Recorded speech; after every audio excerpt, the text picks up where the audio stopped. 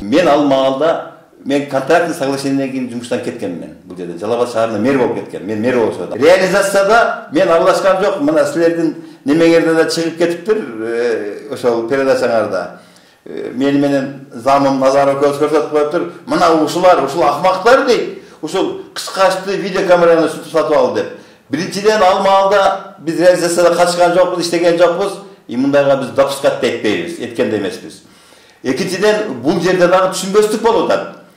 Мына азыр $15,000 камера алды деп чыгып кетти. Мына опровержение бердик о станциядан. Ал $15,000 эмес, $300 депти. Көрдүңөрбү? Кыскач бул инструмент. Инструменттер ал неменин баасында жок, ал неме алар өздөрүнүн немесинен инструменттер ал өздөрүнүкү да ал. Просто ошондуктан мен ойлойм, мына станциянын работниктери карап, буга опровержение берип неме кылат. А так кайсы башы жок, например, $600 кыскач алат.